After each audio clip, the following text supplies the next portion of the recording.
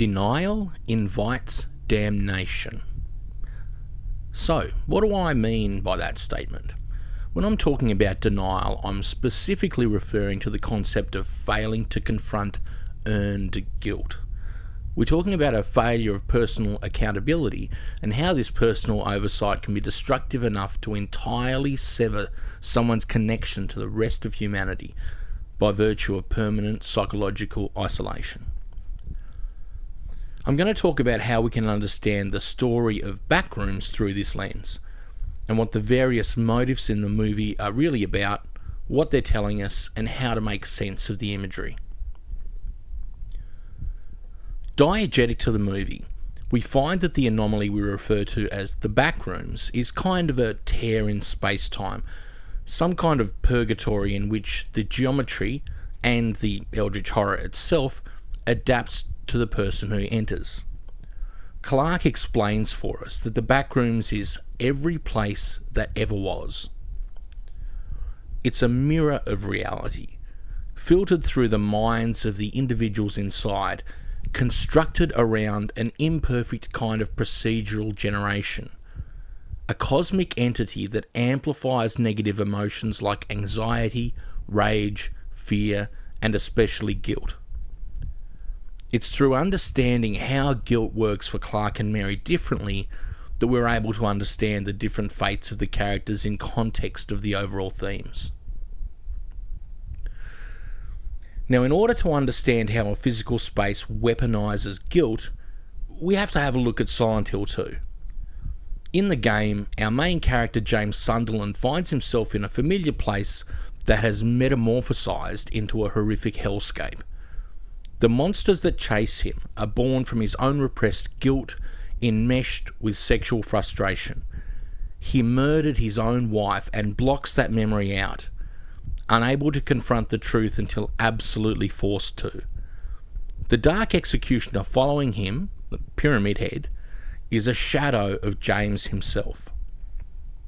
Now, Backrooms, of course, has its own Pyramid Head, Pirate Clarke. Pirate Clarke is a manifestation of Clarke's own feelings of insignificance, rage, and guilt.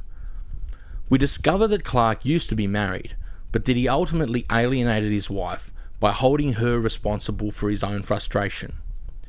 He studied to become an architect, but a series of decisions and events led him into a path wherein he found himself as the proprietor of a low-quality furniture store, which obviously ran on sufficiently low margins that he found himself shooting his own TV commercials using a pirate character.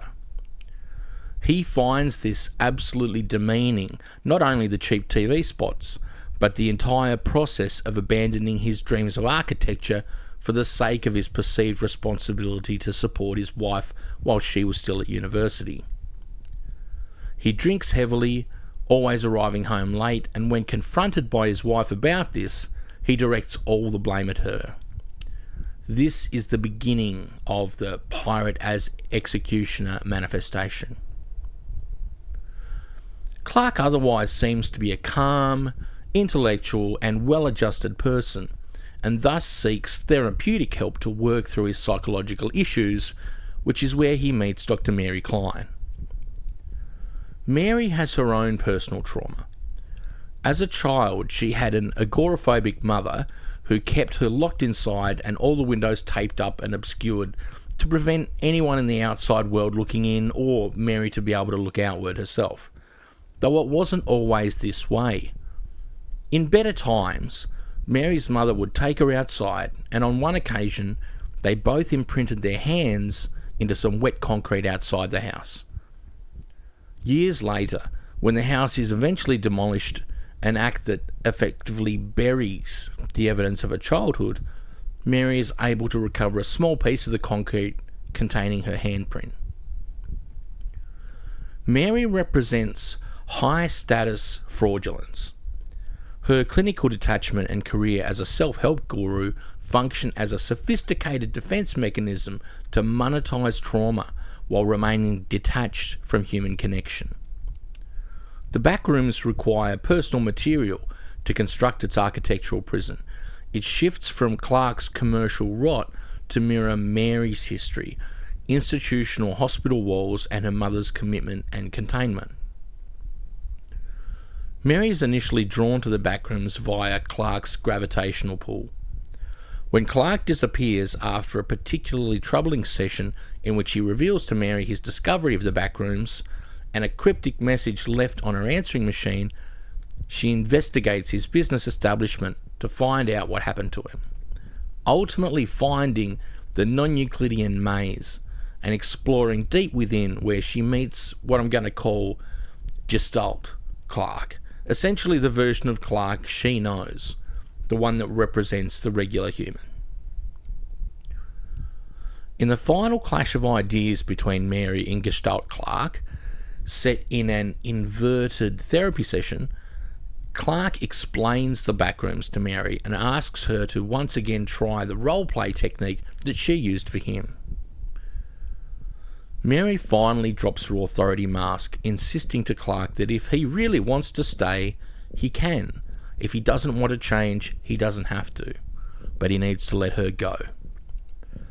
When she's pressed to explain what he needs to do next, she states sincerely, "I honestly have no idea. I can't help anyone." This confession exposes her imposter syndrome as earned guilt and transforms into personal accountability. Clark perishes because he persists in his denial until the end. He literally gets consumed by his shadow self. Because he refuses accountability, his guilt hardens into a permanent execution sentence carried out by Pirate Clark. Mary dashes to escape the executioner and is ultimately able to overcome him based on two specific motives.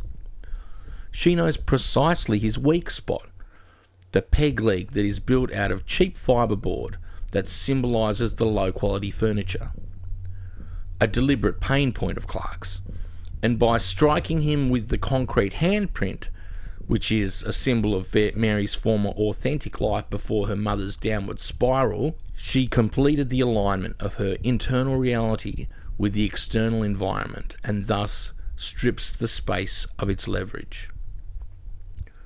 So, liminal horror shifts the genre's thesis from cosmic vulnerability to psychological self-construction. The environment doesn't inflict arbitrary harm. It forces a structural confrontation with unedited reality. Survival isn't a matter of physical evasion, or at least isn't just a matter of physical evasion, but whether the individual yields their self-delusion before the spatial architecture collapses around them. If you persist in denial, denial invites damnation.